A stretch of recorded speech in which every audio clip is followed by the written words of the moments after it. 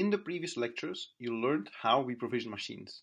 The next step is to use configuration management tools to automate the installation and configuration of software. In the next lectures, I will focus on Ansible and Chef. The four popular automation tools are Puppet, Chef, Ansible, and SaltStack. They can all fulfill the role of configuration management. Puppet is the oldest one. Their initial release was in 2005.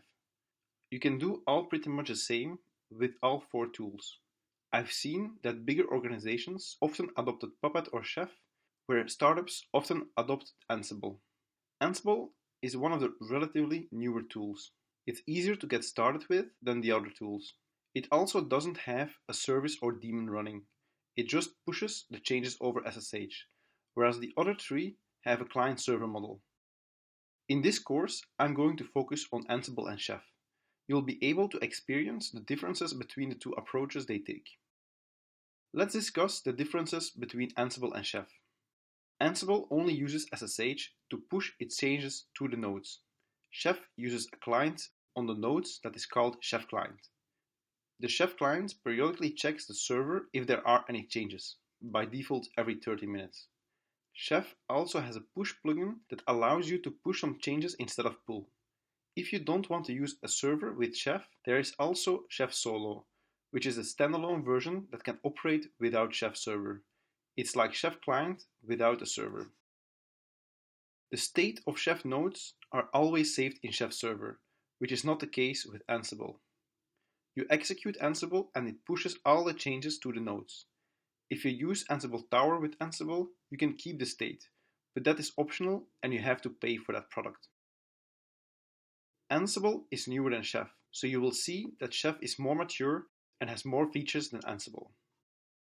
Ansible uses Python as a programming language and YAML files as configuration files. Chef uses Ruby as a programming language and embedded Ruby and JSON as configuration files. Because of the simplicity, Ansible has a low learning curve. It also uses a relatively easy language to describe the configuration, called YAML. Chef is much more complex and it has a higher learning curve. In Ansible, there are not as many playbooks available as in Chef. Playbooks describe the configuration of a piece of software. For instance, you can have playbooks for Apache, a web server.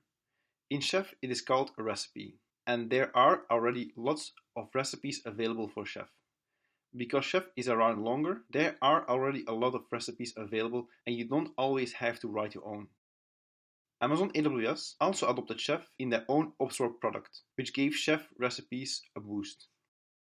Ansible, because of its simplicity, can sometimes be less powerful than Chef. Chef has a very code-driven approach, is very flexible, but can therefore be also more complicated. Depending on what your needs are, you might want to adopt Ansible, because it's so much easier to use. If you need more complex deployments and keep the state of all your servers, Chef might be a better fit for you. Ansible was acquired by Red Hat in October 2015, which might give Ansible an extra push to bring out and test more playbooks, and maybe even the pricing of Ansible Tower will change, because it's pretty expensive now for smaller and medium companies. Chef is a private company that was previously known as Opscode. They are based in Seattle.